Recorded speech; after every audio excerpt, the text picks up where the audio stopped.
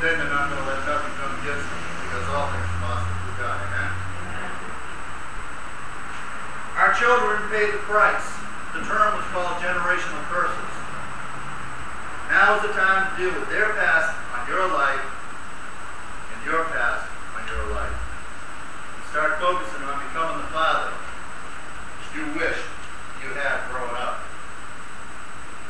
I can remember many times telling Debbie, I wish I'd had your father instead of my own father, because he was too busy with his friends at the VFW, the boys at St. Joseph's Men's Club, Bowling League, the VFW softball team, but never time for his family.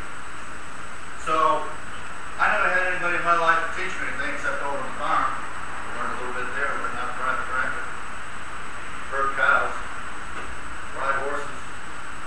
But I didn't have a father that taught me math, English, history, science, how to change the spark plug, how to change the oil, how to be a man, how to treat a woman, because it's never there. So I did like everybody else that grew up in the world. I have to go.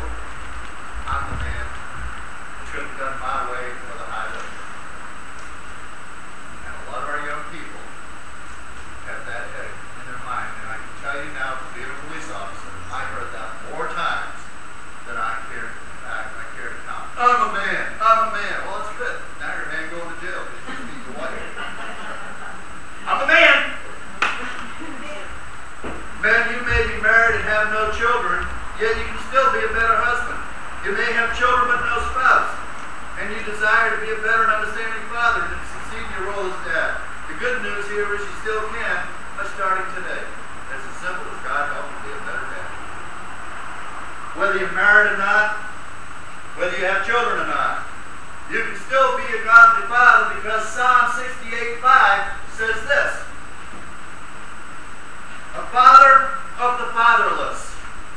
There are kids out here, 76% of the kids out here today are latchkey kids. You know why? There's one parent in the house, they're working, they don't get home until after 6 o'clock, so from 3 to 6, the kids got nothing to do, they're getting in trouble. Trouble being they're going to jail. Juvie hall. Why? Because they don't have a father figure in their life.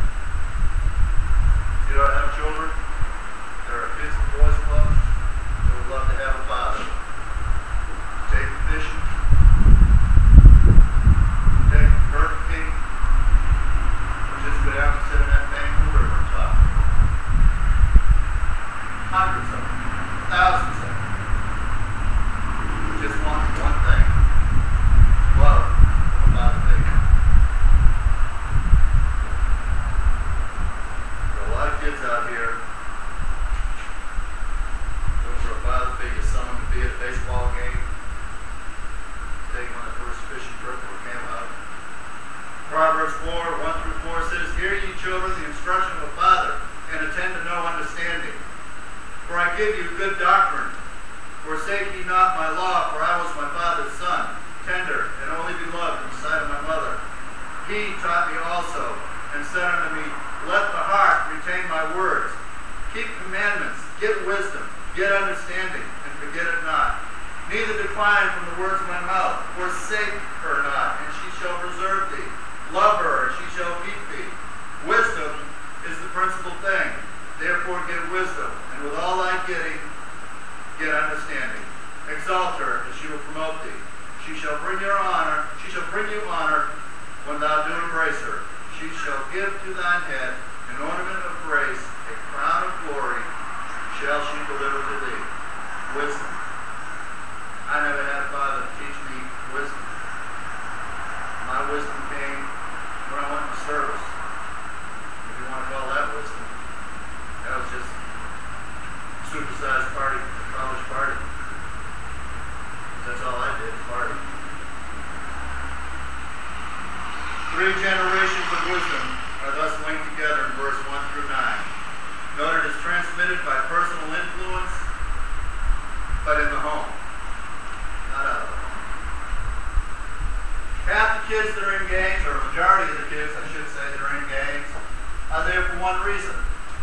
because some gangbanger showed that child love that he was not getting at home.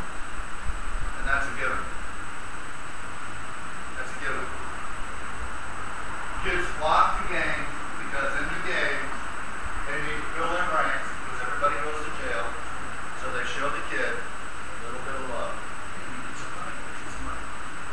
You need a place to stay? Come on, you stay at my place. And the next thing you know, they're shooting police officers to get jumped into the gangs. And that's exactly what happened to a Metro Dade police officer back in 1989. I went through school. Sitting right in the report when some 17-year-old kid walked up and shot him through the window so he could be a part of the gang. Because the gang shows him more love than what he's getting at home. Seriously needs to change, folks. 3 generations of godly and manly teaching, grandfather, father, son, holding back the destruction of generational curses, because that's where it starts. Might be great-grandfather, to the grandfather, to the father, to the son, to my son. And if we don't stop it, it'll go to the next generation, and the next, and the next, and the next. Don't doubt for 1 minute generational curses are nonsense. They are real. Your marriage is your responsibility. The Bible teaches us men, we are the priests of our homes. In other words, you are the leader. That doesn't mean, like the guy said on the street, I'm a man, I'm a man. You gotta be too. You're still going to jail. You beat your wife. That's not what it means. There's no I in team. You've heard me say that before. Marriage is a team game. It takes 2 to make it work. It takes 2 to be a winner. You want to see the home run? It's in your children.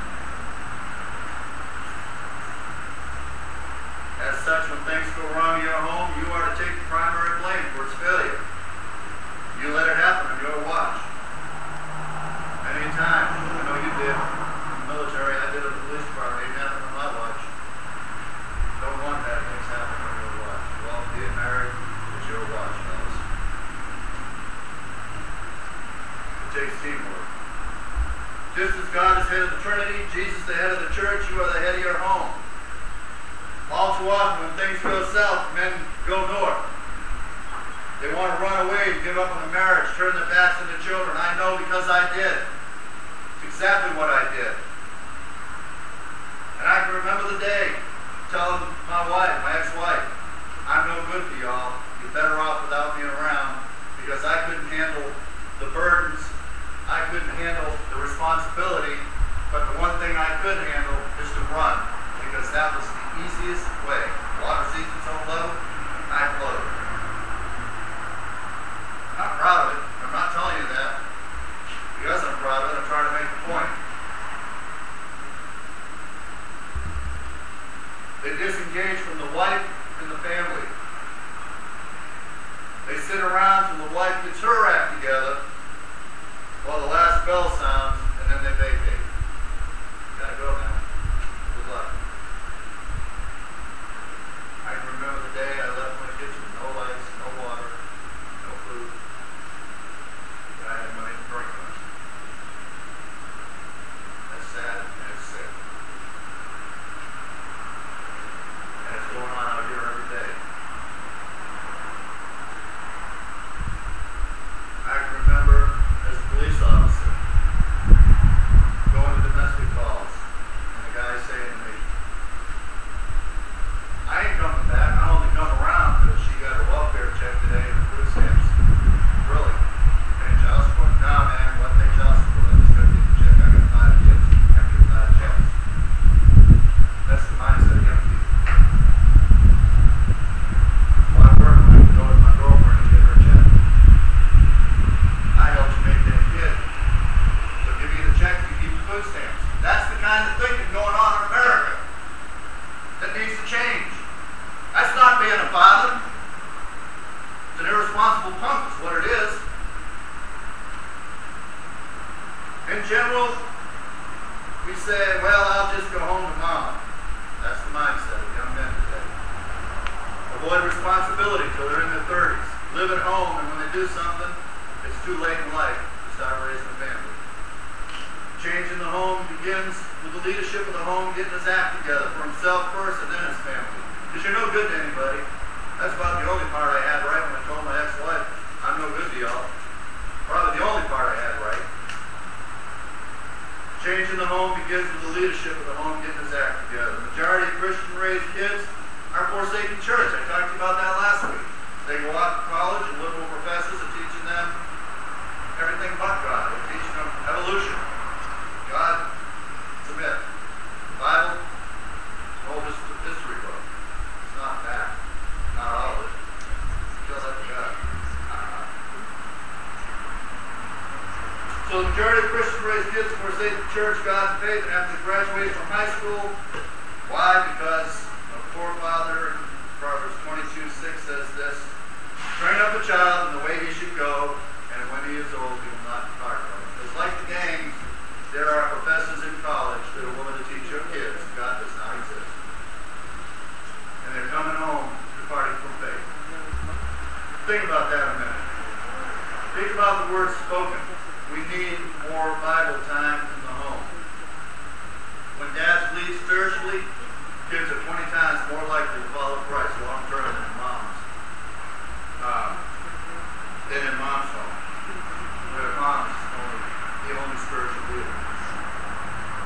Both the Old and the New Testaments commission dads specifically to train, educate, and discipline children and to lead them to spiritual maturity. In Deuteronomy, Moses told the men in leadership over Israel to teach their children throughout the day so that they and their grandchildren will learn to love and fear and obey God.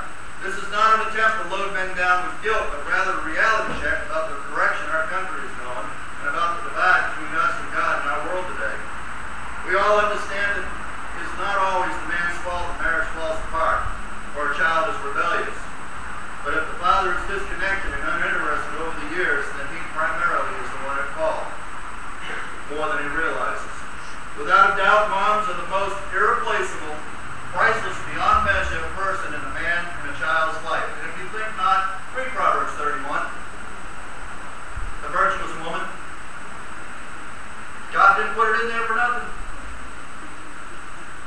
It's not only an example of how a woman should be, but how men should look at the woman as a Proverbs 31 wife.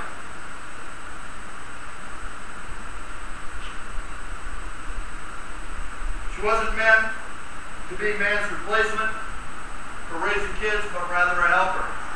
Man is the priest of his house, the leader. He gave us wives as teammates, as partners, to help raise our young. God said in the Bible, the glory of children is their father, Proverbs 17:6. King James says it this way, children's children are the crown of old men, and the glory of the children are their fathers. Let me read that again.